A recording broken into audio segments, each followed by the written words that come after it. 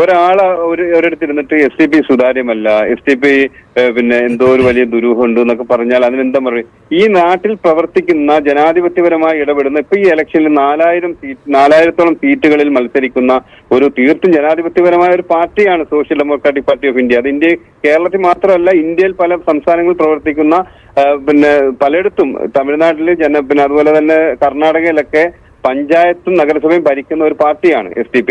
ആ പാർട്ടിയെ കുറിച്ചിട്ട് എന്ത് ദുരൂഹതയാണ്? ഞാനിവിടെ പറയുന്നത് SDP സംസ്ഥാന സെക്രട്ടറി എന്നുള്ള നിലയിലാണ്. ഓരോ ഘടനകളുണ്ട് ഈ പാർട്ടിക്ക്. ആ ഘടനകളാണ് ഒരു തീരുമാനം എടുക്കുക, ഏതെങ്കിലും വിഷയത്തിൽ ഇടപെടുക. ഈ അർത്ഥത്തിൽ ഏതെങ്കിലും ഒരു ഘടന ഈ വിഷയത്തിൽ തീരുമാനമെടുത്ത് ഒരു അമ്പലത്തിനെതിരെ പോയി എന്ന് നിങ്ങൾക്ക് തെളിയിക്കാൻ കഴിയുന്നില്ല. ഒരു സുനീർ ഏതോ ഒരു സുനീർ കൊടുത്തു, അത് അങ്ങനെ നിങ്ങളൊരു തീരുമാനം എടുക്കില്ല. അപ്പോൾ നിങ്ങൾക്കെതിരെ നിങ്ങൾക്കെതിരെ നിങ്ങളെ പ്രതിക്കൂട്ടിൽ നിർത്താൻ കഴിയും. അപ്പോൾ നിങ്ങൾ തന്ത്രപരമായ സമീപനം എടുക്കും. ഇത് പല ഘട്ടങ്ങളിലും തെളിഞ്ഞിട്ടുള്ള കാര്യങ്ങളാണ്. അതാണ് പറഞ്ഞത്, മറഞ്ഞു നിന്നുള്ള പ്രവർത്തനം. അങ്ങനെ അതിന് പറ്റിയ ഒരു ഉദാഹരണം ഞാൻ പറഞ്ഞുതരാം. ഇപ്പോൾ അല്ല, പള്ളുരുത്തി സ്കൂളിലെ ഹിജാബിന്റെ കാര്യത്തിൽ അതല്ലേ സംഭവിച്ചത്? പള്ളുരുത്തി ഹിജാബിന്റെ വിഷയം എന്താണ്? വീണ്ടും എടുത്ത് ചർച്ച ചെയ്യണോ? അവിടുത്തെ വിഷയം, ഒരു ഹിജാബ് ധരിച്ചു എന്നതിന്റെ പേരിൽ ഒരു കുട്ടിയെ പിന്നെ വിദ്യാഭ്യാസം പോലും നിഷേധിക്കപ്പെട്ട ഒരു സംസ്ഥാനത്താണ് നമ്മൾ നിൽക്കുന്നത്. ആ സംസ്ഥാനത്താണ് ഇടതുപക്ഷം ഞങ്ങളെ സഹായിക്കുന്നു എന്ന് പറയുന്നത്. ഓർത്തു നോക്കിയേ, ഇടതുപക്ഷ സർക്കാർ ഭരിക്കുന്ന ഒരു സംസ്ഥാനത്താണ് ഒരു കുട്ടി ഹിജാബ് ധരിച്ചു. നമ്മൾ നോക്കിയാൽ അതിന് 8 മാസം പിന്നെ ഒരു മാസം പോലും ആയില്ല. അതിൽ നിങ്ങൾ പറഞ്ഞത് നിങ്ങൾ ഇടപെട്ടിട്ടില്ല എന്നാണ്. ആദ്യം പിന്നെ നിങ്ങൾ എന്തിനാണ് പറഞ്ഞത് SDP അവിടെ ഇടപെട്ടിട്ടില്ല എന്ന്? അത്ര സുതാര്യമായ കാര്യമാണെങ്കിൽ അൻസാരി, അവിടെ ഞാൻ പറയട്ടെ, അത് അവിടെ പിതാവല്ലേ ഇടപെട്ടത്? SDP ആണ് ഇടപെട്ടത്. നീതിയുടെ വിഷയം ഉണ്ടെങ്കിൽ ആ നീതിയുടെ ഭാഗത്ത് SDP നിൽക്കും. അതിനകത്ത് തടസ്സമൊന്നുമില്ല. ഹിജാബ് വിഷയത്തില് ഒരു കുട്ടിക്ക് പിന്നെ സ്കൂളിൽ പോകാൻ കഴിയാത്ത സാഹചര്യം ഉണ്ടെങ്കിൽ SDP അതിനകത്ത് പ്രതികരിക്കും, അതിനകത്ത് ഇടപെടും. അത് വിഷയമല്ല. പക്ഷെ ആ വിഷയത്തിൽ SDP അല്ല, ആ പിതാവാണ് പോയത്. ആദ്യം ഞാനത് ഒരുപാട് പ്രാവശ്യം പറഞ്ഞിട്ടുണ്ട്. ആ പിതാവാണ് ആദ്യം പോയത്. പിന്നീട് അവിടുത്തെ സ്കൂളിൽ അധികൃതരുടെ മോശമായ ഇടപെടൽ കൊണ്ടാണ് അദ്ദേഹത്തിന് സുഹൃത്തുക്കൾ പോകുന്നത്. ഇതൊന്നും പാർട്ടി ആലോചിച്ച് തീരുമാനം എടുത്തു പോകുന്നൊന്നുമല്ല. ഇപ്പം മഞ്ജുഷിന്റെ നാട്ടിൽ ഒരു വിഷയം ഉണ്ടാകുമ്പോൾ മഞ്ജുഷ അവിടെ അറിയപ്പെടുന്ന ഒരാളാണെങ്കിൽ സ്വാഭാവികമായിട്ടും അവിടുത്തെ ആളെന്നുള്ള നിലയിൽ വിളിക്കും. അതൊന്നും ഒരു ഇതല്ലല്ലോ. നമ്മൾ മനസ്സിലാക്കേണ്ടത് ഇതൊക്കെയും വിവാദം.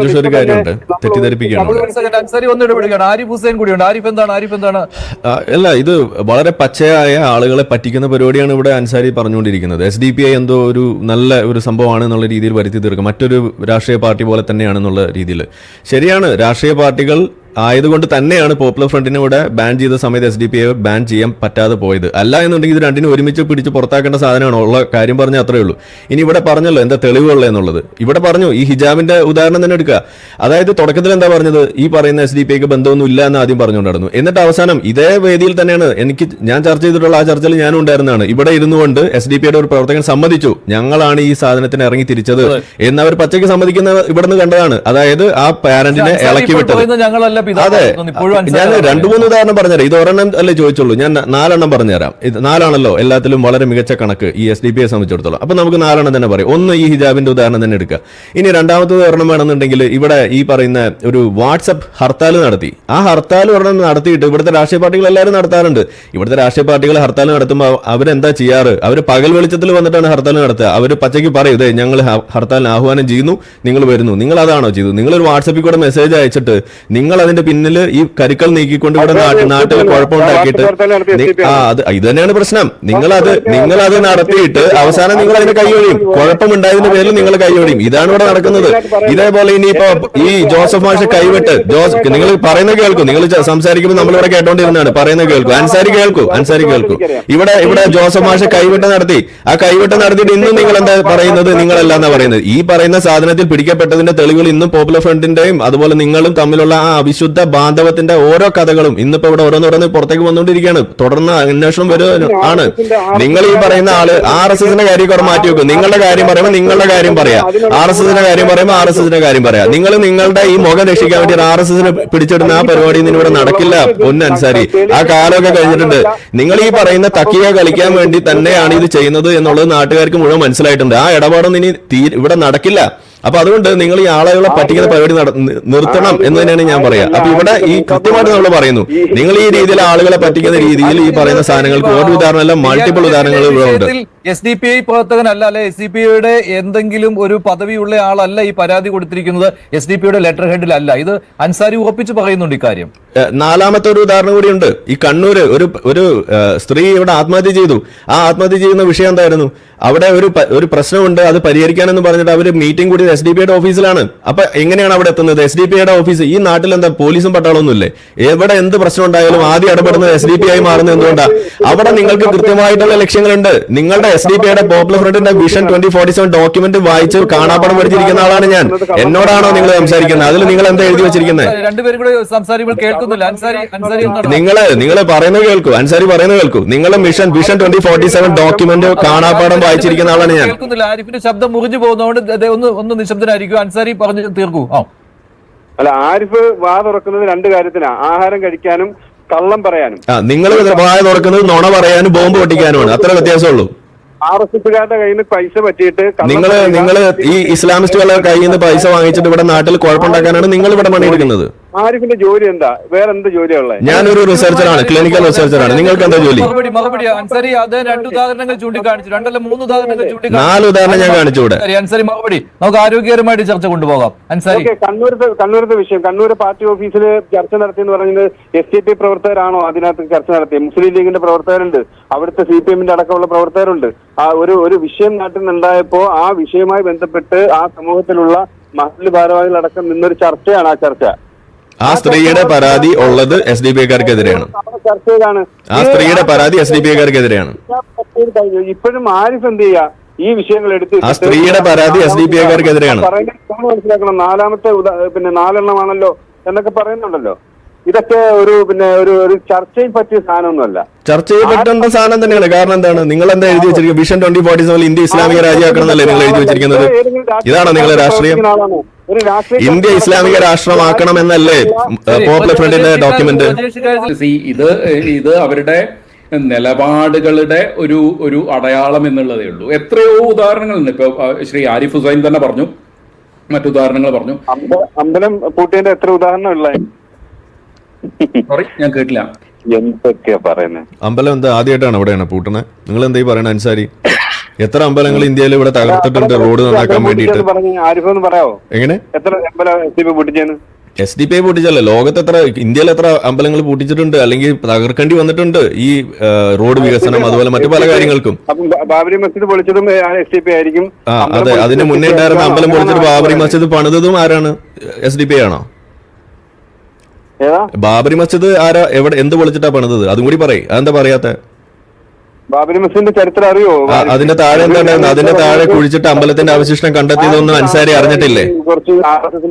അതാ പറയുന്നത്. അത് ശരി. അപ്പൊ എന്തെങ്കിലും വസ്തുത പറഞ്ഞ ഉടനെ RSS ആവും. ഇതാണ് കഥ. ചർച്ച ചെയ്യപ്പെടേണ്ട ചില കാര്യങ്ങളുണ്ട്. നിങ്ങൾ എന്ത് പറഞ്ഞാൽ ഈ RSSന്റെ മണ്ടയ്ക്ക് കയറുന്ന തന്നെ എനിക്കതാ മനസ്സിലാവാത്ത. അതാ പറഞ്ഞത്. കോടതിയിൽ തെളിവ് കൊടുത്ത് നിങ്ങൾ കണ്ടിട്ടില്ലേ? കാര്യങ്ങളിലേക്ക് പോകട്ടെ. പ്രജേഷ് പറഞ്ഞതിനുള്ള കോടതിയിൽ തെളിവ് കൊടുത്ത് നിങ്ങൾ കണ്ടിട്ടില്ലേ? അൻസാരിയും ആരിഫും തമ്മിലുള്ള വ്യക്തിപരമായ കാര്യങ്ങളിലേക്ക് പോകണ്ട. പ്രജേഷ് പറഞ്ഞതിന് പറഞ്ഞതിനുള്ള മറുപടി.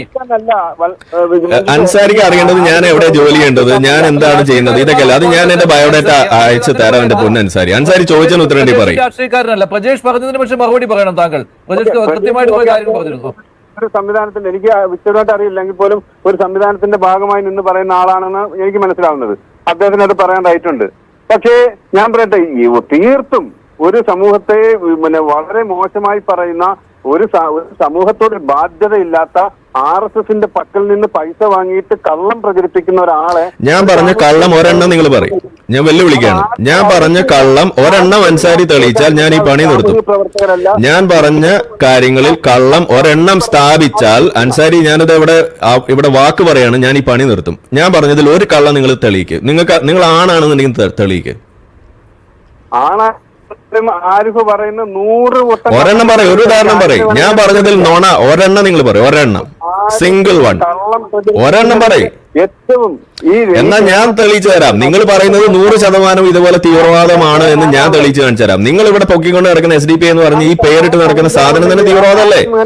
നിങ്ങൾ ഇവിടെ പോപ്പുലർ ഫ്രണ്ട് എന്താ ഇവിടെ പ്രചരിപ്പിക്കുന്നത്? വിഷൻ 2047 ഡോക്യുമെന്റിൽ എന്താ എഴുതി വെച്ചിരിക്കുന്നത്? ഇന്ത്യ ഇസ്ലാമിക രാജ്യമാക്കുന്നല്ല എഴുതി വെച്ചിരിക്കുന്നത്.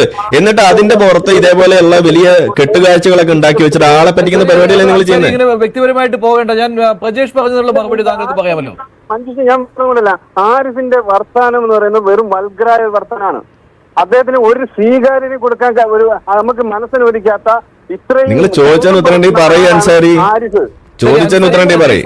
മറുപടി പറയാമല്ലോ താങ്കൾക്ക്. പ്രജേഷ് പറഞ്ഞതിന് മറുപടി പറയാമല്ലോ അൻസാരി താങ്കൾക്ക്. പ്രജേഷ് പറഞ്ഞതിന് മറുപടി പറയാമല്ലോ. ഓക്കെ, അത് നമ്മൾ പറയും. ഞാൻ പറയട്ടെ, STP സംബന്ധിച്ചിടത്തോളം ഞാൻ ആദ്യം പോലെ പറയുന്നു, ഏതെങ്കിലും ഒരു അമ്പലം പിന്നെ അമ്പലത്തിനെതിരായ ഒരു വിഷയത്തിൽ ഏതെങ്കിലും ഒരു ഹൈന്ദവ വിശ്വാസിയുടെ മനസ്സിന് വ്രണപ്പെടുന്ന രീതിയിൽ ഏതെങ്കിലും പ്രസ്താവനകൾ പോലും, ഇനി അക്രമം പോട്ടെ, പ്രസ്താവനകൾ നടത്തിയിട്ടുണ്ടോ?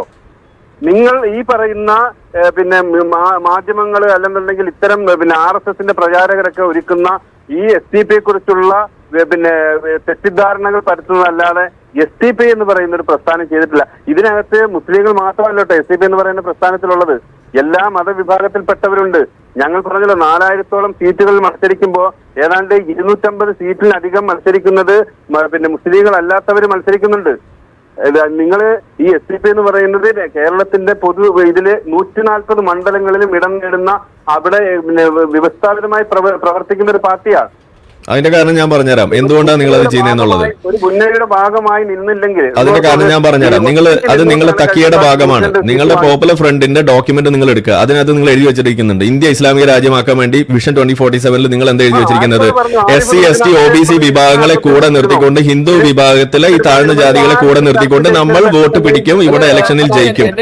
നിങ്ങൾ കൃത്യമായിട്ട് എഴുതി വെച്ചിരിക്കുന്ന സാധനമാണ്. അത് എടുത്തു വെച്ചിട്ട് നിങ്ങളുടെ മഹത്വമാണെന്നൊക്കെ പറഞ്ഞു കഴിഞ്ഞാൽ അത് വിശ്വസിക്കാൻ വേറെ ആൾക്കാരെ നോക്കിയാൽ മതി.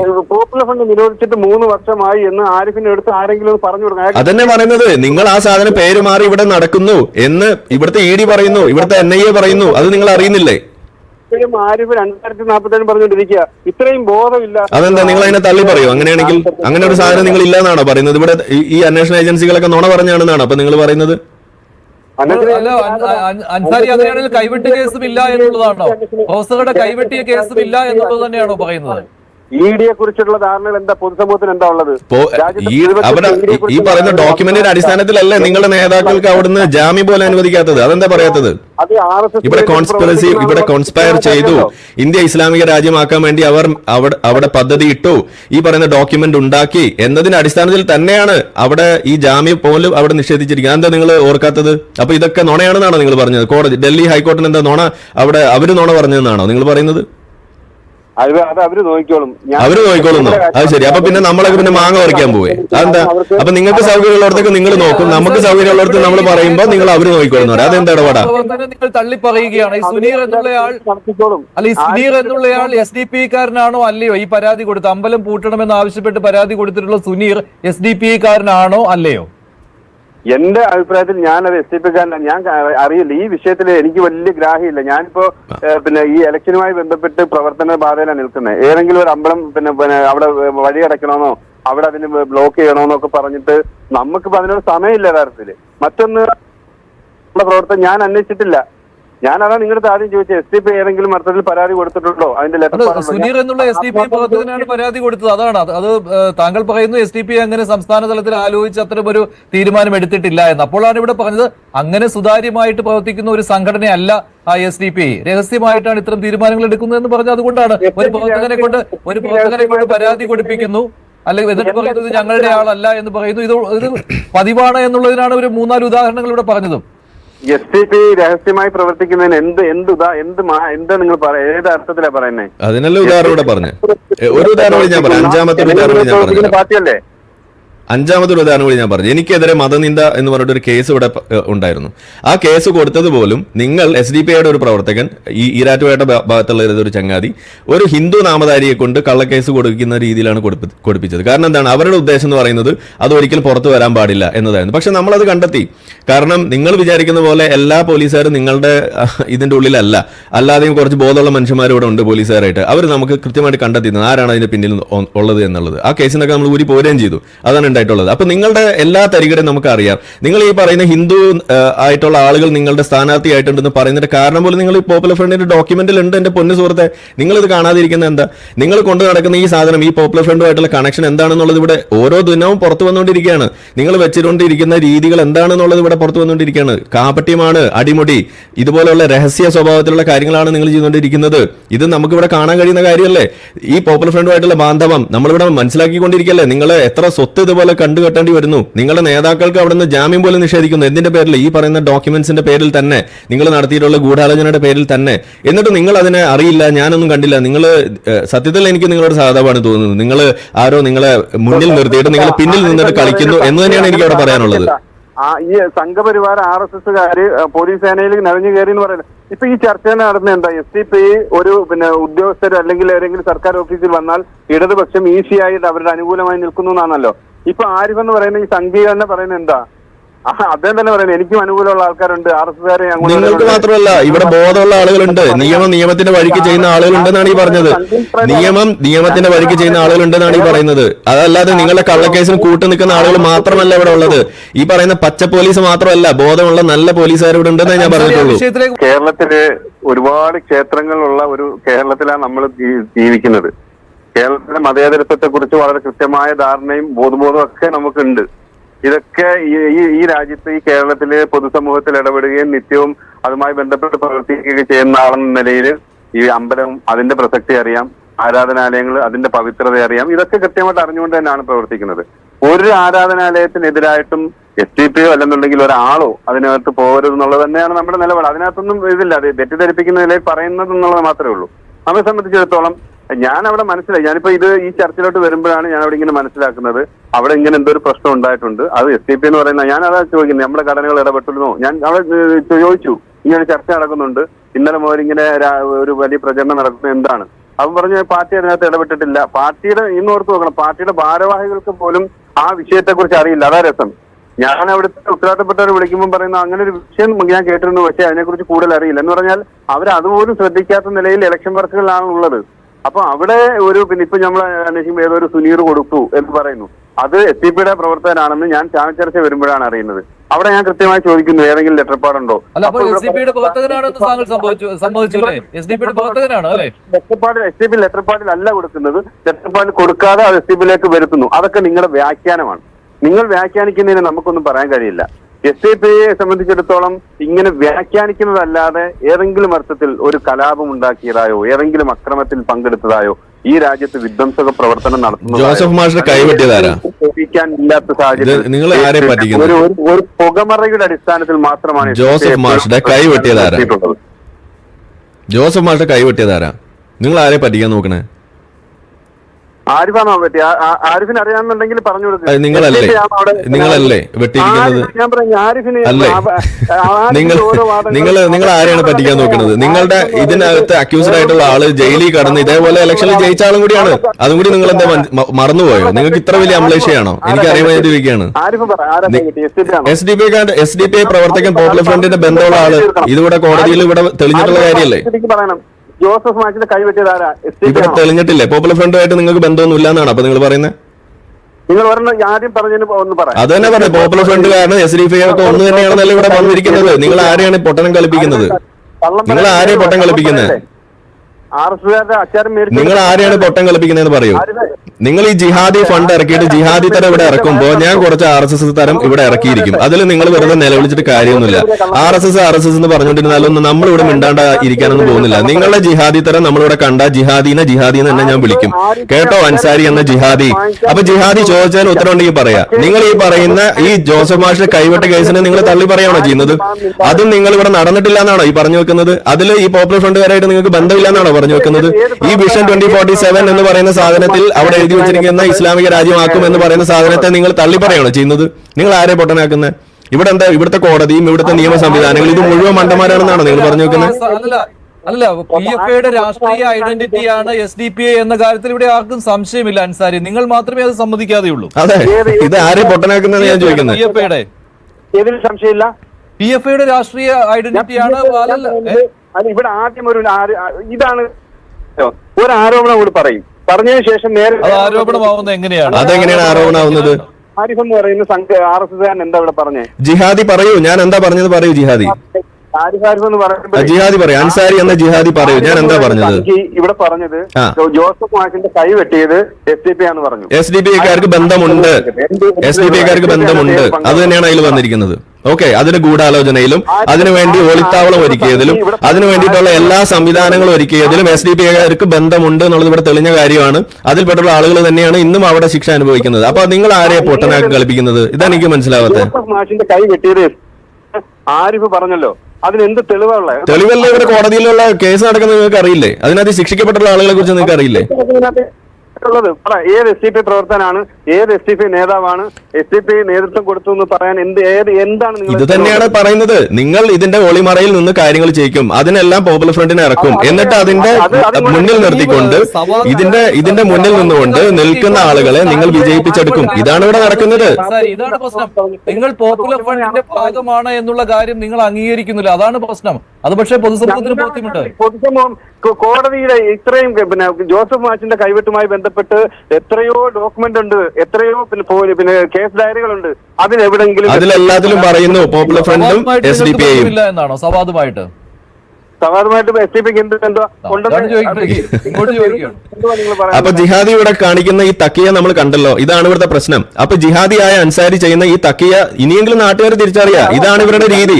ഈ ജിഹാദി തരം എന്ന് പറയുന്നത് ഇത് തന്നെയാണ്. ഇത് ഇവർ എഴുതി വെച്ചിരിക്കുന്ന കൃത്യമായ സാധനമാണ്. അതുകൊണ്ട് അൻസാരിയെ പോലെയുള്ള ജിഹാദികളെ നാട്ടുകാർ മനസ്സിലാക്കുക. ഈ ജിഹാദി തരം നാട്ടിൽ ഇറക്കുന്നത് നമ്മൾ തിരിച്ചറിയുക. ഈ ജിഹാദ് ഈ നാടിനെ കുഴപ്പത്തിൽ ചാടിക്കും. ഈ ജിഹാദിയെ മുസ്ലിങ്ങൾ പിന്താങ്ങുന്നതോടെ നാട് കുട്ടിച്ചോറാകും. അതുകൊണ്ട് ഇത്തരത്തിലുള്ള ജിഹാദികളെ നമ്മൾ സൂക്ഷിക്കണം. ഓക്കെ,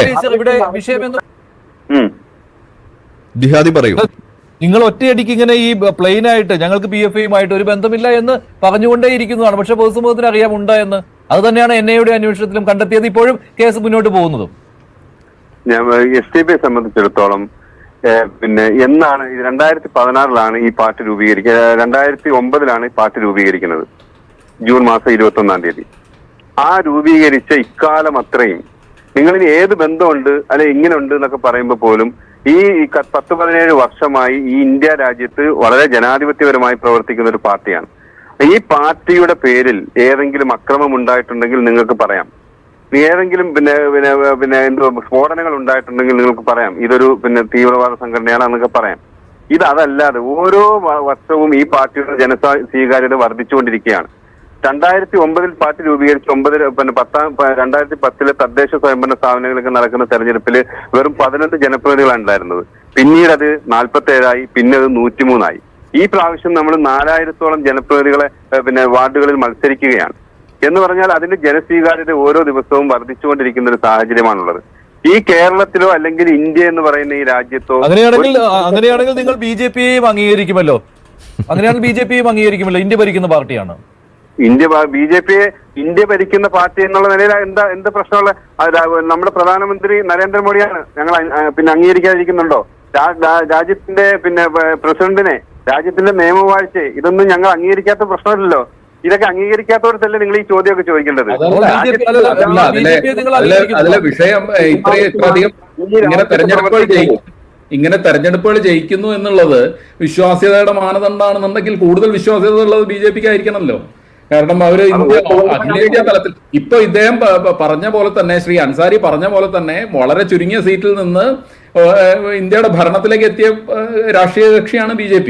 അപ്പോൾ ജനങ്ങളുടെ വളരെ ചുരുങ്ങിയ സീറ്റിൽ നിന്ന് അഖിലേന്ത്യാ തലത്തിൽ വിജയിപ്പിച്ചു എന്നുള്ളത് അവരുടെ വിശ്വാസ്യതയ്ക്കുള്ള മാനദണ്ഡമായിട്ട് അദ്ദേഹം കണക്കാക്കുമോ? BJP അധികാരത്തിലേറി എന്നുള്ളത് അതിന്റെ കെടുതികൾ ഇല്ലായ്മ ചെയ്യുന്നില്ല. അതിനെ സംബന്ധിച്ചിടത്തോളം നമുക്ക് ഇപ്പം കോൺഗ്രസ് അധികാരത്തിലിരിക്കുമ്പോൾ കോൺഗ്രസിന്റെ നെറുകേടിനെ കുറിച്ച് നമ്മൾ പറഞ്ഞിട്ടുണ്ട്. CPM കേരളത്തിൽ അധികാരത്തിലിരിക്കുമ്പോൾ അതിന്റെ നെറുകേടിനെ കുറിച്ച് പറയുന്നുണ്ട്. SDP സംബന്ധിച്ചിടത്തോളം ഏതൊരു രാഷ്ട്രീയ പാർട്ടി, ഇന്ത്യയിലെ ജനാധിപത്യത്തിൽ ഏതൊരു രാഷ്ട്രീയ പാർട്ടിയിലെയും ജനപക്ഷത്തുള്ളതിന്റെ ഒരു അളവുകോൽ എന്ന് പറയുന്നത് തെരഞ്ഞെടുപ്പാണ്, അതിന്റെ വിജയമാണ്. ആ അർത്ഥത്തില് പാർട്ടി ക്രമപ്രദമായ പ്രവർത്തനത്തിലൂടെ പാർട്ടി കേരളത്തിലും ഇന്ത്യയിലും വളർന്നുകൊണ്ടിരിക്കുന്ന ഒരു പ്രസ്ഥാനമാണ്. അവിടെ നമുക്ക് കൃത്യമായ ലക്ഷ്യത്തോടു കൂടിയാണ് സമത്വ സുന്ദരമായ ഒരു ഇന്ത്യ ഉണ്ടാവണം, അതുപോലെ തന്നെ നീതിയിലധിഷ്ഠിതമായ ഒരു രാജ്യം ഉണ്ടാകണം, രാജ്യത്തിന്റെ ഭരണഘടന സംരക്ഷിക്കപ്പെടണം, എല്ലാ മതങ്ങളും ഒത്തുചേർന്നുകൊണ്ട് നന്നായി ജീവിക്കണം. 2047 അജണ്ട കൂടി 2047. അതെന്താ പറയാത്തെ? ഇസ്ലാമിക രാജ്യമാക്കണമെന്നല്ലേ നിങ്ങൾ എഴുതി വെച്ചിരിക്കുന്നത്? ഇന്ത്യ എന്ന് പറയുന്നത് അതിനപ്പുറത്തേക്ക് കൂടി ചേരുകയാണ്. രാഹുൽ, ഈ നെയ്യാറ്റിൻകരയിലെ ശിവക്ഷേത്രം പൂട്ടിച്ചത് SDP ആണ് എന്നുള്ള കാര്യമാണ് ഇവിടെ ചർച്ചാ വിഷയമായത്. പക്ഷേ അൻസാരി പറയുന്നത് അങ്ങനെയില്ല, SDP ഒരു തീരുമാനവും അതിന് പിന്നിലില്ല എന്നാണ്. രാഹുൽ, ആയതുകൊണ്ടാണ് രണ്ട് കാര്യങ്ങളാണ് നമ്മൾ ശ്രദ്ധിക്കേണ്ട ഒരു പോയിന്റ് എന്ന് പറഞ്ഞാൽ, തീർച്ചയായിട്ടും SDP മുസ്ലിം സമൂഹത്തിന് കൂടുതൽ അല്ലെങ്കിൽ ആ സമുദായത്തിൽ കൂടുതലായി വർക്ക് ചെയ്ത പാർട്ടിയാണ്. മുസ്ലിം ലീഗാണ് ഏറ്റവും പ്രാധാന്യമുള്ള പാർട്ടി നമുക്കറിയാം. എന്നിരുന്നാലും ഇസ്ലാമിസ്റ്റ് ലൈൻ എടുക്കുന്ന ഒരു പാർട്ടിയാണ് SDP. പോപ്പുലർ ഫ്രണ്ട് ഓഫ് ഇന്ത്യയുടെയും കൂടെ അനുബന്ധമാണ്. നമുക്കെല്ലാം അറിയാം, ഒന്നും മറച്ചു വെച്ചിട്ട് കാര്യമില്ല. അമ്പലം പോലുള്ള വിഷയങ്ങളിൽ അവർ ഒരു കാരണവശാലും ഇടപെടരുത്. തിരിച്ച് ഇതേപോലെ തന്നെ ഒരു പള്ളി പോലുള്ള വിഷയങ്ങളിൽ ഒരു തീവ്ര ഹിന്ദുത്വയോ അല്ലെങ്കിൽ തിരിച്ച് ക്രിസ്ത്യാനി കാര്യം, നമ്മുടെ സമൂഹത്തിൽ മതസൗഹാർദ്ദം ആവശ്യമാണ്. സാമുദായിക സ്പർദ്ധ ഉണ്ടാകരുത്. പരസ്പര യോജിപ്പും ഐക്യവും വേണം. അവർ ഇടപെട്ടില്ലെങ്കിൽ നല്ല കാര്യം. പക്ഷേ തീർച്ചയായിട്ടും അങ്ങനെ തീവ്ര ഇസ്ലാമിസ്റ്റ് ലൈൻ എടുക്കുന്ന ഒരു അമ്പലത്തിന്റെ വിഷയം ഇടപെട്ടെന്ന് വരുമ്പോൾ മറുഭാഗത്തു നിന്ന് ശക്തമായ റിയാക്ഷൻ ഉണ്ടാവും. അതിനാരെങ്കിലും ചാപ്പ കുത്തിയിട്ട് കാര്യമില്ല. ഈ ചാപ്പകുത്തലും ചാപ്പയടിക്കലിനും അപ്പുറം, അതായത് സഹോദര സമുദായങ്ങളോട് ഇടപെടുമ്പോൾ ഈ മോഡറേറ്റ്സോ മധ്യവർത്തി നയങ്ങളോ ഉള്ളവർ മാത്രമേ ഇടപെടാവൂ.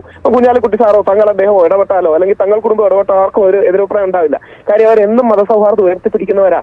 SDP ഒരുപാട് അങ്ങനെ വിമർശനങ്ങളും മറ്റും വന്നിട്ടുണ്ട്. തിരിച്ചിതേപോലെ തന്നെ തീവ്ര ഹിന്ദുത്വ ലൈൻ എടുക്കുന്ന ആൾ നാളെ ഒരു മുസ്ലിം പള്ളിയുടെ കാര്യത്തിൽ ഏതെങ്കിലും ഒരു നിലപാടെടുത്ത് വരികയാണെങ്കിൽ അത് അനാവശ്യമായി സാമുദായിക സ്പർദ്ധ ഉണ്ടാക്കും. അതുകൊണ്ട് മിതത്വം പാലിക്കേണ്ട, കക്ഷി രാഷ്ട്രീയത്തിനപ്പുറം ഇത്തരം വിഷയങ്ങളിൽ മിതത്വം പാലിക്കേണ്ട ഒരു ഉത്തരവാദിത്വം. SDP വാദങ്ങൾക്ക് ചെവി കൊടുക്കുന്നു, അധികൃതർ ഉടൻ തന്നെ പൂട്ടുന്നു. അതെ, അതാണ് പറഞ്ഞത്. ഇപ്പൊ ഞാനൊരു ഗാന്ധിയൻ ഹിന്ദുവാണ്, ഞാൻ മിതവാദിയാണ്. പക്ഷെ നാളെ ഏതെങ്കിലും ഒരു ഇസ്ലാമിസ്റ്റ് ലൈൻ എടുക്കുന്ന, ഇസ്ലാമിക് അല്ല, ഇസ്ലാമിക് പരിശുദ്ധമാണ്, ഇസ്ലാമിസ്റ്റ് ആണ് തീവ്രം, പക്ഷെ ഇസ്ലാമിസ്റ്റ് ലൈൻ എടുക്കുന്ന ഒരാൾ അമ്പലം പൂട്ടു എന്ന് പറഞ്ഞാൽ എന്റെ ഉള്ളിലെ ഹിന്ദുവിന്റെ വികാരം ഉണരും. അത് സ്വാഭാവികമല്ലേ?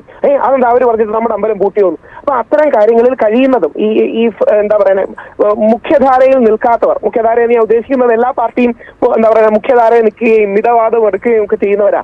നാളെ കുഞ്ഞാലിക്കുട്ടി സാർ ഒരു വിഷയം റേസ് ചെയ്യുന്നു, അല്ലെങ്കിൽ ആദരണീയനായ തങ്ങൾ റേസ് ചെയ്യുന്നു, അല്ലെങ്കിൽ മറുഭാഗത്ത് നിൽക്കുന്ന ശ്രീധരൻപിള്ള സാർ റേസ് ചെയ്യുന്നു, ശശി തരൂർ സാർ റേസ് ചെയ്യുന്നു, അല്ലെങ്കിൽ വേറെ ആരാ സുരേഷ് ഗോപി റേസ് ചെയ്യുന്നു. ഇതൊക്കെ പൊതുസമ്മതിയും മതസൗഹാർദ്ദവും ഉയർത്തിപ്പിടിക്കുന്നവരാണെന്ന് എല്ലാവർക്കും അറിയാം. പക്ഷേ ഏതെങ്കിലും രീതിയിൽ അങ്ങനെ സംശയത്തിന്റെ നിലയിൽ നിൽക്കുകയോ, ഇപ്പൊ Popular Front of India banned ആണല്ലോ, നമുക്ക് എല്ലാം അറിയാം. Popular Front of India banned organisation ആണ്, അവരുമായിട്ടും കൂടി ബന്ധമുള്ളതാണ് SDP. അപ്പൊ അങ്ങനെയുള്ളവർ ഇടപെട്ടിട്ടില്ല എന്ന് പറഞ്ഞാൽ നല്ല കാര്യം. പക്ഷെ കഴിയുന്നത്ര ഇടപെടരുത്. നമ്മുടെ സമൂഹത്തിൽ സമുദായ സൗഹാർദ്ദം, മതസൗഹാർദ്ദം ഉയർത്തിക്കൊണ്ടു പോകേണ്ടത് നമ്മുടെ ഓരോരുത്തരുടെയും ഉത്തരവാദിത്തമാണ്. മഹാത്മാഗാന്ധി 1947 പറയുന്ന ഏക കാര്യം ഇതാണ്, നമുക്ക് ഹിന്ദു മുസ്ലിം ഐക്യം വേണം. കാര്യം ലോകത്ത് ഏറ്റവും കൂടുതൽ ഹിന്ദുക്കളും ഏറ്റവും കൂടുതൽ മുസ്ലിങ്ങളും അന്ന് ഉള്ള രാജ്യം ഇന്ത്യ ആയിരുന്നു. അപ്പം ഒരു ബാലൻസിൽ ഇത് കൊണ്ടുപോകാനുള്ള ഉത്തരവാദിത്തം നമുക്ക് ഓരോരുത്തർക്കും ഉണ്ട്. ശരി, ആരിഫ്, ഒരു ബാലൻസ് വേണം ഇക്കാര്യത്തിൽ എന്താണ് SDP അദ്ദേഹം പിന്തുണയ്ക്കുന്നില്ല? രാഹുൽ, അതെ, അത് നല്ല നിലപാട് തന്നെയാണ്. പക്ഷേ ഈ കുഞ്ഞാലിക്കുട്ടിയെ പോലെയുള്ള ആളുകൾ, മിതവാദികൾ വന്നതെല്ലാം ശരിയാവെന്ന് പറയുന്നതിനോട് പൂർണ്ണമായിട്ട് എനിക്ക് യോജിക്കാൻ കഴിയില്ല. കാരണം അതല്ല നമ്മൾ ഇവിടെ കണ്ടിട്ടുള്ളത്, അതിന് വിരുദ്ധമായ കാര്യമാണ് ഇവിടെ കണ്ടിട്ടുള്ളത്. കാരണം ഇവിടെ വഖഫ് ഇഷ്യൂ ഇവിടെ മുനമ്പത്ത് വന്നപ്പോൾ ഈ മുസ്ലിം ലീഗിന്റെ ആളുകൾ പോയിട്ട് അവിടെ ഒരിക്കലും അവര് ആ പറയുന്ന മുനമ്പത്തെ ജനങ്ങളുടെ പ്രശ്നത്തിനോടൊപ്പം അല്ല അവർ നിന്നിട്ടുള്ളത്. നിങ്ങൾക്ക് വേറെ സ്ഥലം കണ്ടെത്തി തരാം എന്ന രീതിയിൽ അവരവിടെ കുടിയിറക്കുന്നതിന് തുല്യമായ രീതിയിലുള്ള സ്റ്റേറ്റ്മെന്റ്സ് വെച്ചിട്ടാണ് അവിടെ അവർ കൂടുതൽ പ്രകോപനം സൃഷ്ടിച്ചിട്ടുള്ളത്. അപ്പൊ അതുകൊണ്ട് ഇവിടെ കറങ്ങിത്തിരിഞ്ഞ്, അതിപ്പോ മുസ്ലിം ലീഗ് ആയാലും ശരി, SDP ആയാലും ശരി, PFI ആയാലും ശരി, ഇതെല്ലാം കടക്കുന്നത് ഒരേ ആംഗിളിൽ നിൽക്കുന്ന സാധനങ്ങൾ തന്നെയാണ്. ഒന്ന് വീര്യം കുറഞ്ഞത്, ഒന്ന് വീര്യം കൂടിയത്, അത്ര വ്യത്യാസമുള്ളൂ. അപ്പൊ ഞാൻ പറയാ, ഇവിടെ ബോധമുള്ള ആളുകൾ, സെക്യുലർ ആയിട്ട് നിലനിൽക്കണമെന്ന് ആഗ്രഹമുള്ള ആളുകൾ ഇതിനെ രണ്ടിനെ ഒരേപോലെ ചൂണ്ടിക്കാണിക്കാൻ മുന്നോട്ട് വരികയാണ് വേണ്ടത്. അല്ലാതെ ബാലൻസ് ചെയ്യാൻ വേണ്ടി നിന്നോട്ടൊന്നും കാര്യമൊന്നുമില്ല എന്നുള്ളതാണ് എനിക്ക് രാഹുലിനോട് അതിനകത്ത് തിരുത്താനുള്ളത്. രാഹുൽ ടെലിഫോൺ ലൈനിൽ ഇല്ല അല്ലേ? ശരി, അൻസാരി, ആ പ്രൊട്ടക്ഷൻ നിങ്ങൾക്ക് കിട്ടുന്നുണ്ട്? ഏത് പ്രൊട്ടക്ഷൻ SDP കിട്ടുന്നതെന്ന് എനിക്ക് മനസ്സിലാവുന്നില്ല. SDP ഒരു വിഷയത്തിൽ ഇടപെടാതെ തന്നെ പ്രതിസ്ഥാനത്ത് നിർത്തി ഇത്തരം ചർച്ചകൾ നടത്തുന്നതിന് നേതൃത്വം കൊടുക്കുന്നവരാണ് പറയുന്ന. പിന്നെ നേരത്തെ അൻസാരി, അതിന്റെ പ്രശ്നം നിങ്ങളുടെ പ്രവർത്തകരെ എന്നാൽ നിങ്ങൾ അടക്കിയിരുത്തൂ. അവരാണ് മുൻകൈ എടുക്കുന്നത്. എന്ത് തെറ്റാണ് ഞങ്ങളുടെ പ്രവർത്തകർ ചെയ്തത്? ഏതോ പിന്നെ ഞാൻ പറയട്ടെ, ഏത് വിഷയം നിങ്ങൾ എടുത്താലും SDP ഒരു പ്രതിസ്ഥാനത്ത് നിർത്തിക്കൊണ്ടുള്ള ചർച്ച. ഇപ്പൊ ഇതിനകത്ത് തന്നെ നോക്ക്, SDP വാദങ്ങൾ പറയാൻ ഞാൻ മാത്രമേ ഉള്ളൂ, RSSന്റെ വാദം പറയാൻ ഇപ്പുറത്ത് വേറൊരാളുണ്ട്, ആരിഫുണ്ട്. ഇവരൊക്കെയും RSSന്റെ വാദങ്ങളാണ് പറയുന്നത്. ഇപ്പോ പിന്നെ രാഹുൽ ഈശ്വർ പോലും പറഞ്ഞത് എന്താ, സുരേഷ് ഗോപി അടക്കമുള്ളവർ പറഞ്ഞാൽ അത് പൊതുസമൂഹം അംഗീകരിക്കുന്ന ഒരു മിതവാദിയാണ് എന്നാണ് പറയുന്നത്. അപ്പൊ സുരേഷ് ഗോപി എന്ന് പറയുന്ന ഒരു BJPയുടെ ഒരു MP അദ്ദേഹത്തിന്റെയൊക്കെ ഒരു മിതവാദി എന്ന നിലയിലേക്ക് പിന്നെ മനസ്സ് പാകപ്പെടുന്ന ഒരു മോദി പറഞ്ഞാൽ നിങ്ങൾ എടുക്കോ? നമ്മുടെ പ്രധാനമന്ത്രിയാണെന്നല്ലേ നിങ്ങൾ പറഞ്ഞു? ഇവിടെ നേരത്തെ സുഹൃത്ത് പറഞ്ഞിരുന്നു BJP അംഗീകരിക്കുന്നു. ഒരു കാലത്തും ബി.ജെ.പി. അതൊന്ന് ചോദിക്കും, മോദി പറഞ്ഞാൽ എടുക്കുമോ എന്നൊന്ന് ചോദിക്കും. കേരളത്തിൽ ഇന്ത്യയിൽ 1925 RSS രൂപീകരിച്ച അന്ന് മുതൽ തന്നെ 100 കണക്കിന് കലാപങ്ങൾ ഉണ്ടാക്കിയ ഒരു പ്രസ്ഥാനമാണ് RSS. അതിന്റെ നേതൃത്വത്തിലാണ് ബി.ജെ.പി. ഉണ്ടാകുന്നത്. ബി.ജെ.പി. കഴിഞ്ഞ 10-11 വർഷമായിട്ട് ഈ രാജ്യത്ത് പ്രവർത്തിക്കുമ്പോൾ ഈ രാജ്യത്ത് ഉണ്ടാക്കിക്കൊണ്ടിരിക്കുന്ന നിയമ പ്രശ്നങ്ങൾ, വഖഫിനെതിരായ നിയമങ്ങൾ, അതുപോലെ തന്നെ ഓരോ നിയമങ്ങളും നിങ്ങൾ എടുത്തു നോക്ക് രാജ്യത്തിന്റെ ന്യൂനപക്ഷ വിഭാഗങ്ങൾക്കെതിരാണ്. നേരത്തെ സൂചിപ്പിച്ചു ഒരു ക്രിക്കറ്റ് താരത്തിന്റെ ഇത് വീട് ഇടിച്ചു നിരത്തിയെന്ന്. ഐ ലവ് മുഹമ്മദ്, അതായത് ഒരു സമൂഹത്തിന്റെ പ്രവാചകനെ ഇഷ്ടപ്പെടുന്നു എന്ന് പറഞ്ഞതിന്റെ പേരിൽ ഏതാണ്ട് 30ഓളം വീടുകൾ ഇടിച്ചു തകർത്ത ഒരു രാജ്യത്താണ് നമ്മൾ ജീവിക്കുന്നത്. നമ്മൾ മനസ്സിലാക്കേണ്ടത് ഈ ബുൾഡോസർ രാജ്യം എന്ന് പറയുന്നത് ഹോക്കി താരത്തിന് മുഹമ്മദ് ഷാഹിദിന്റെ കാര്യം പറഞ്ഞത് അത് അവരുടെ കുടുംബത്തിന് പോലും ആ പ്രശ്നമില്ല കേട്ടോ. കേരളത്തിൽ അങ്ങനെ ഒരു പ്രചാരണം നടത്തിയെന്നാണ് പറഞ്ഞത്. അത് പിന്നിൽ SDP ഇല്ല എന്ന് പറയാനാവില്ലെന്നാണ് പ്രജേഷ് പറഞ്ഞത്. മനുഷ്യ 25 ലക്ഷം മുസ്ലിങ്ങളെയാണ് നരേന്ദ്രമോദി അധികാരത്തിലേറിയതിനു ശേഷം ഭവനരഹിതരായിട്ടുള്ളത്. എന്ന് വെച്ചാല് അവരെയൊക്കെയും വീടുകൾ ഇടിച്ചു നിരത്തിയിട്ട് ബുൾഡോസർ രാജ് നടപ്പിലാക്കുകയാണ്. ഈ ബുൾഡോസർ രാജ് നടപ്പിലാക്കിയത് മുമ്പ് എവിടാന്നറിയോ? ഇസ്രയേലിലാണ്. ഇസ്രയേലിൽ നിന്ന് ബുൾഡോസർ രാജ് എന്ന് പറയുന്ന സംവിധാനം ലോകത്ത് അത് കടമെടുത്തിട്ടുണ്ടെങ്കിൽ അത് ഇന്ത്യയിലാണ്. 25 ലക്ഷം മുസ്ലിങ്ങളെ ഭവനരഹിതരാക്കി എന്ന് അദ്ദേഹം പറയുന്നത് കേട്ടു. അത് എന്തിന്റെ അടിസ്ഥാനത്തിലാണെന്ന് എനിക്കറിയാൻ നിങ്ങൾ സെർച്ച് ചെയ്ത് നോക്കൂ. എവിടെ സെർച്ച് ചെയ്യുന്നത്? തെളിവ് വെക്കൂ നിങ്ങൾ. സെർച്ച് ചെയ്യുന്നതല്ല, അങ്ങനെ ആകാശത്തേക്ക് വെടിവെച്ചിട്ട് പോവാണ്. താങ്കൾക്ക് ആ കണക്ക് കിട്ടിയത് എന്നുള്ളതാണ് എനിക്ക് അറിയേണ്ടത്. പിന്നെ ഞാൻ നേരത്തെ ആക്രമണം നടന്നിട്ടുണ്ട്. 496 അക്രമങ്ങൾ ക്രൈസ്തവർക്ക് നേരെ നടന്നിട്ടുണ്ട്. മണിപ്പൂരില് ഓരോ കേടുപാടില്ലാത്ത ചർച്ചുകൾ മണിപ്പൂരിലില്ല. ഇന്ത്യയിലെ മുസ്ലിങ്ങൾ തെരുവിൽ കിടന്ന് കൊല്ലപ്പെടുന്ന നിലയിലേക്ക് ഈ ഞാൻ നേരത്തെ പറഞ്ഞ ഒരു കാര്യം SDPIക്കെതിരെ വരുന്ന SDPIക്കെതിരെ രാജ്യത്തെ തെരുവുകളിൽ മുസ്ലിങ്ങൾ കൊല്ലപ്പെടുന്നു. മുസ്ലിം സമൂഹത്തെ കൊല്ലപ്പെടുന്ന ഒരു രാജ്യമാണ് ഇന്ത്യ. ഞാൻ നേരത്തെ പറഞ്ഞ ഒരു കാര്യം SDPIക്കെതിരെ വരുന്ന വിമർശനങ്ങളെ എന്ന് പറഞ്ഞാൽ ഈ RSSന് 100 വർഷമായി രാജ്യത്ത് നടത്തുന്ന അനേകായിരം കൊലപാതകങ്ങൾ നമുക്കറിയാം. ഗുജറാത്തിലെ കൊലപാതകങ്ങൾ നമ്മൾ ഒരു സിനിമയുമായി ബന്ധപ്പെട്ട് ഇപ്പോഴും ചർച്ച ചെയ്യപ്പെടുക. എമ്പുരാൻ എന്ന് പറയുന്ന സിനിമയില് ആ സിനിമയുമായി ബന്ധപ്പെട്ട് ചർച്ച ചെയ്തപ്പോഴൊക്കെ തന്നെയും ഈ പുതിയ തലമുറയ്ക്ക് അതിന് ബോധമുണ്ടാവുക എന്താണ് RSS അവിടെ ചെയ്തു കൂട്ടിയ അരും കൊലകൾ. ഞാൻ പറയുന്നത് എന്താണെന്ന് വെച്ചാൽ ഞാൻ അദ്ദേഹത്തോട് പറയുന്നത് RSSനെയോ BJPയോ അംഗീകരിക്കണം എന്നൊന്നുമല്ല. ഞാൻ പറയുന്നത് RSSനെയോ BJPയെയോ അദ്ദേഹം എന്തുകൊണ്ട് വിശ്വാസത്തിലെടുക്കുന്നില്ല, അതുപോലെ തന്നെയാണ് SDPIയെ കേരളത്തിന്റെ പൊതുസമൂഹം വിശ്വാസത്തിലെടുക്കാത്തതെന്നാണ്. ഈ RSSനെ കുറിച്ച് ഞാൻ വ്യക്തമായി അവര് നടത്തിയ കലാപങ്ങൾ എണ്ണി പറഞ്ഞുകൊണ്ടാണ് പറയുന്നത്. SDP കുറിച്ച് SDP നടത്തിയ കലാപങ്ങൾ എണ്ണി പറഞ്ഞുകൊണ്ട് നിങ്ങൾ പറ. പിന്നെ വേറൊരു കാര്യം അദ്ദേഹം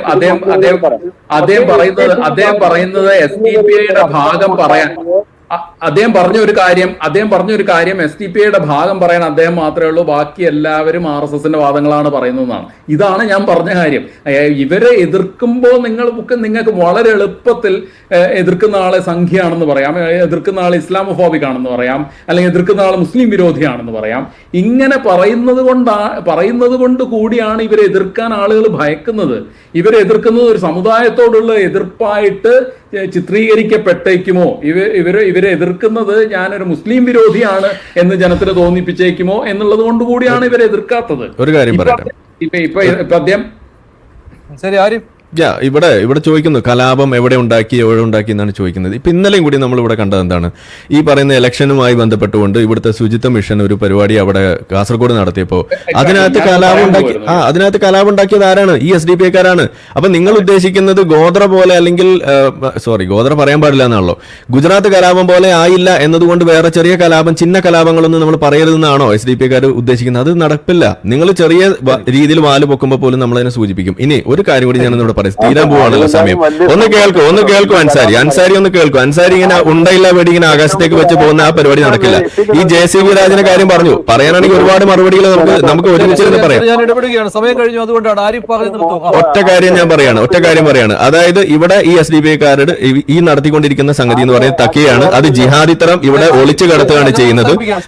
ജിഹാദിത്തരമാണ് ഒളിച്ചു കടത്തുന്നത്. അതുപോലെ തന്നെ ഇവരുടെ ഈ മിഷൻ 2047 ഡോക്യുമെന്റിൽ എഴുതിയിരിക്കുന്ന സാധനങ്ങൾ തന്നെയാണ് ഇവിടെ നടത്തിക്കൊണ്ടിരിക്കുന്നത്. അതിന്റെ ഭാഗമാണ് ഇതുപോലുള്ള ഗ്രീവൻസസ് ഇങ്ങനെ കുത്തിപ്പൊക്കുക എന്ന് പറയുന്നത്. ആരിഫ് ഹുസൈൻ, ശ്രീ പ്രജേഷ് പണിക്കർ, ശ്രീ അൻസാരി ഏനാദ്, രാഹുൽ ഈശ്വർ. ഇന്നത്തെ ചോദ്യം ഇതായിരുന്നു: തിരുവനന്തപുരം ആറാലുമൂട് ശിവക്ഷേത്രം പൂട്ടിയതിന് പിന്നിൽ SDPI അതെ എന്ന് 75% പ്രേക്ഷകർ, അല്ല എന്ന് 19%. ഓക്കെ നമ്മളേതായാലും ഇന്നലെ സംസാരിച്ച വിഷയമായതുകൊണ്ട് ഞാൻ ഇനി കൂടുതൽ ഇതിനകത്തൊന്നും പറയാൻ നിൽക്കുന്നില്ല. ഇന്നൊരു SDPIക്കാരനെ കൈ കിട്ടിയതുകൊണ്ടൊന്ന് ജോയിൻ ചെയ്യാൻ എന്ന് പറഞ്ഞ് അങ്ങനെ ജോയിൻ ചെയ്തതാണ്. ഏതായാലും നിങ്ങൾ കണ്ടല്ലോ. അതായത് ഈ ഒരു കാര്യം നിങ്ങൾ ശ്രദ്ധിച്ചോന്ന് മാത്രം ഞാനൊന്ന് ചോദിക്കുകയാണ്. അതായത് ഇവിടെ പോപ്പുലർ ഫ്രണ്ടിനെ കുറിച്ച് പറയുമ്പോൾ അവർ ഞങ്ങളിൽ പെട്ടവരല്ല എന്ന് പറഞ്ഞ് പോപ്പുലർ ഫ്രണ്ടിനെ തള്ളുന്നത് നിങ്ങൾ എവിടെയും കണ്ടിട്ടില്ല. അതിനെക്കുറിച്ച് ആ ഭാഗത്തേക്കേ തിരിയുന്നില്ല. വിഷൻ 2047 കുറിച്ച് ഞാൻ പലതവണ ആവർത്തിച്ച് പറഞ്ഞതിന് വേണ്ടിയിട്ട് അതിനെ തള്ളുമോ എന്നറിയാൻ വേണ്ടി തള്ളിയിട്ടില്ല. SDPIക്കാരൻ അത് തള്ളിയിട്ടില്ല. പോപ്പുലർ ഫ്രണ്ട്കാരനെ ഡിസോൺ ചെയ്തിട്ടില്ല.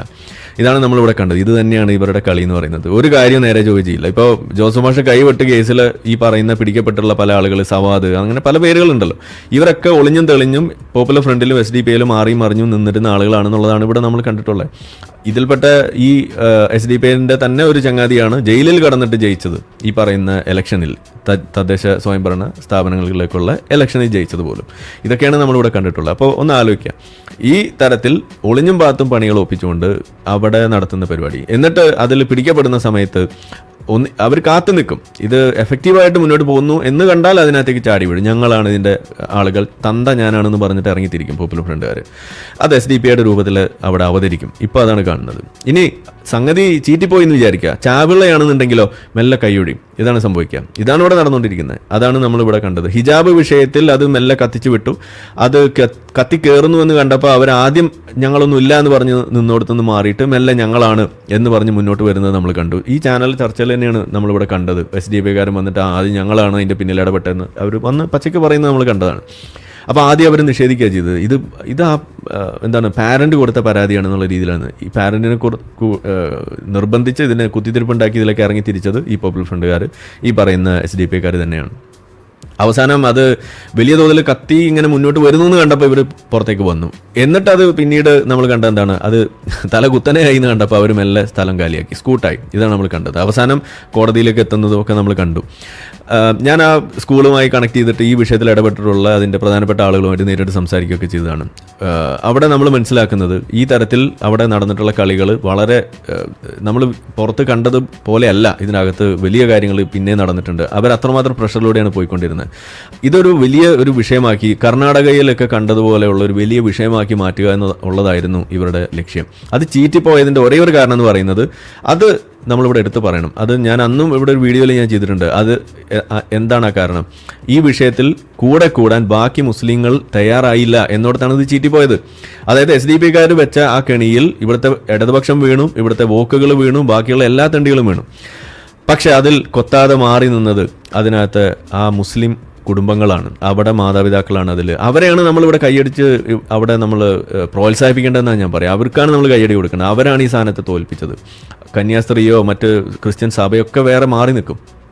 ഈ വിഷയത്തിനോടൊപ്പം ചേരാൻ അവരുണ്ടായില്ല. ഞങ്ങൾക്ക് പഠനമാണ് മുഖ്യം, ഇവിടെ ഞങ്ങൾക്ക് പഠിച്ചുകൊണ്ട് മുന്നോട്ട് പോകാനുള്ളൊരു സാധ്യത ഉണ്ടെന്ന് മനസ്സിലാക്കി അവർ മുന്നോട്ട് നിന്നു. അവർ ഇവരോട് യോജിച്ചില്ല എന്നോടത്താണ് ആ സമരം, ആ പറയുന്ന ആ വിഷയം അവിടെ പൊളിഞ്ഞു. അല്ലെങ്കിൽ ഇതൊരു നാഷണൽ ഇൻട്രസ്റ്റ് വരുന്ന രീതിയിലേക്ക് ഇത് കത്തിക്കുക, ഇത് കർണാടക മോഡൽ ഒരു വലിയ സംഭവമാക്കി മാറ്റുക എന്നുള്ളത് തന്നെയായിരുന്നു അവരുടെ ലക്ഷ്യം എന്ന് പറയുന്നത്. ഇതാണ് നമുക്ക് അവിടുന്ന് കിട്ടുന്ന വിവരം.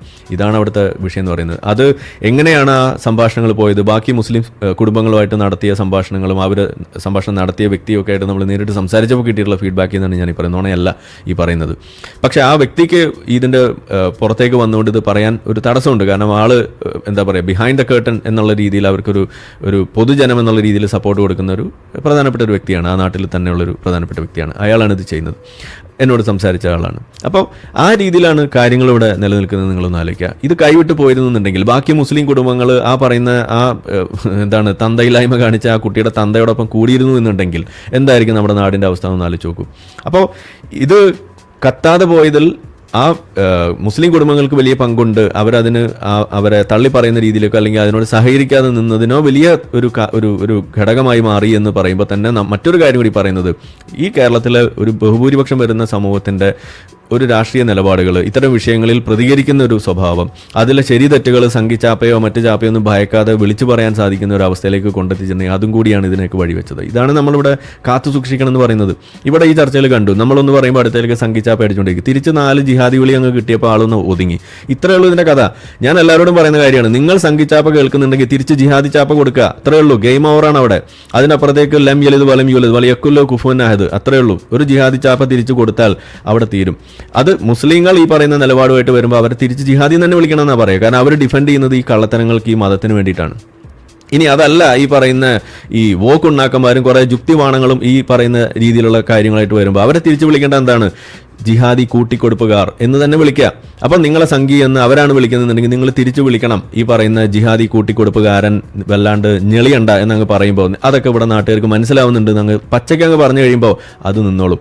അപ്പം നമ്മളെന്തുകൊണ്ട് അത് ബാധിക്കുക? എന്നെ ഈ സംഘിച്ചാപ്പ ബാധിക്കാത്ത എന്തുകൊണ്ടാണ്? കാരണം നമുക്കറിയാം നമ്മൾ ഈ പറയുന്നത് എന്താണ് എന്നും അതിൻ്റെ കൃത്യമായ നിലപാടുകൾ എടുക്കുന്നതിൻ്റെ ബേസിസ് എന്താണെന്നുള്ളത് നമുക്കറിയാവുന്നതുകൊണ്ട്, അത് വസ്തുതകളെ അടിസ്ഥാനപ്പെടുത്തിയിട്ടാണ് എന്നുള്ളതുകൊണ്ടും നമുക്ക് കൃത്യമായിട്ട് അത് പറയാൻ കഴിയുന്നു. അതിനെതിരെ വരുന്ന സംഗതികൾ പോയിന്റ് എന്തെങ്കിലും ഉണ്ടെന്നുണ്ടെങ്കിൽ നമ്മൾ അത് എടുക്കും, കറക്റ്റ് ചെയ്യും. അല്ലാതെയുള്ള ഈ ഡിസ്ട്രാക്ഷൻസ്, ഈ ബാക്ക്ഗ്രൗണ്ട് നോയ്സ്, അത് നമ്മളെ ഡിസ്ട്രാക്ട് ചെയ്യുന്നില്ല. അത് വെറും ബാക്ക്ഗ്രൗണ്ട് നോയ്സ് ആണ്. അത് ആ പറയുന്ന നോയ്സ് റിഡക്ഷൻ ഫീച്ചർ അങ്ങ് ഓൺ ആക്കി വെക്കും. പിന്നെ ഒരു ജാതി നോയ്സ് ഇങ്ങോട്ട് കയറില്ല എന്നുള്ളതാണ്. അപ്പോൾ പിന്നെ ഈ സംഘിച്ചാപ്പയൊക്കെ ഒരു ബാക്ക്ഗ്രൗണ്ട് നോയ്സ് ആയിട്ട് നമ്മൾ അങ്ങ് തനിയെ റിജക്റ്റ് ആവും. അത് ഓട്ടോമേറ്റഡ് ആണ്, നമ്മുടെ സിസ്റ്റത്തിൽ അങ്ങനെയാണ് കിടക്കുന്നത്. അപ്പോൾ നിങ്ങൾ വെറുതെ സംഘിച്ചാപ്പ അടിച്ച് നിങ്ങളെ വാക്കുകൾ വെറുതെ വേസ്റ്റ് ആക്കേണ്ട, തൊണ്ടയിലെ വെള്ളം വെറുതെ വറ്റിക്കേണ്ടെന്ന് പറയാനുള്ളൂ. പക്ഷെ തിരിച്ച് ഈ ജിഹാദി ചാപ്പയോ ജിഹാദി കൂട്ടിക്കൊടുപ്പുകാരൻ എന്ന ചാപ്പയോ കിട്ടിക്കഴിയുമ്പോൾ നിങ്ങൾ തളരുന്നതും വളരുന്നതും വരളുന്നതും ഒക്കെ നമ്മളിവിടെ കാണുന്നുണ്ട്. അപ്പോൾ അതുകൊണ്ട് ആർക്കാണ് ഇത് കൊള്ളുന്നത് എന്നുള്ളത് നമുക്കിവിടെ മനസ്സിലാവും. അപ്പോൾ അതുകൊണ്ട് ഈ ചാപ്പ നിങ്ങൾ പ്രതീക്ഷിക്കുക. ഇവിടെ നമ്മൾ ലൈവായിട്ട് കണ്ടു, അൻസാരിക്ക് 4 ചാപ്പ തിരിച്ച് ഒരു ജിഹാദി എന്നൊരു വിളി അങ്ങ് വന്നപ്പോൾ പുള്ളി നാക്കിറങ്ങി പോകുന്നതാണ് നമ്മളിവിടെ കണ്ടത്. പിന്നെ പുള്ളി വല്ലാതെ അതുമായിട്ട് ഇറങ്ങി തിരിച്ചിട്ടില്ല. ഒരു ചോദ്യം കൂടി ഇവിടെ ചോദിക്കാനുണ്ടായിരുന്നു. ഇവിടെ രാഹുൽ ഈശ്വർ വന്ന് പറഞ്ഞപ്പോൾ ആൾ പറഞ്ഞൊരു കാര്യമുണ്ട്. അതായത് പല ആളുകളുടെ പേര് പറഞ്ഞു, മുസ്ലിം ലീഗിൻ്റെ ആൾ, അതല്ലെങ്കിൽ ഏതെങ്കിലും നല്ല, അതായത് SDP കാരൊന്നും വരാൻ പാടില്ല, ഒന്നുകിൽ മുസ്ലിം ലീഗ് വരണം, അതുമല്ല ക്രിസ്ത്യൻ തീവ്രവാദികളാരും വരരുത്, അതിൽപ്പെട്ട ആരെങ്കിലും നല്ല മിഡിൽ ഗ്രൗണ്ടിൽ സെൻട്രൽ ആളുകൾ വരണം, അതുമല്ല ഇനി ഹിന്ദു മേഖലയിൽ നിന്നാണെന്നുണ്ടെങ്കിൽ പോലും അതിലും സെൻട്രലിൽ നിൽക്കുന്ന ആളുകൾ വരണം, അത് ഈ പറയുന്ന തീവ്രവാദികളൊന്നും വരരുത്. അപ്പോൾ ആ കൂട്ടത്തിൽ ആൾ ഉദ്ധരിച്ച പേര് ആരുടെയാണ്? സുരേഷ് ഗോപിയുടെയാണ്. അപ്പോൾ സുരേഷ് ഗോപിയെ പിടിച്ചില്ല എന്നുള്ളതാണ്. അപ്പോൾ അതാണ് നമ്മൾ ചോദിക്കണം എന്ന് ഞാൻ ചോദിച്ചു. പുള്ളി അത് ഉത്തരം തന്നില്ല.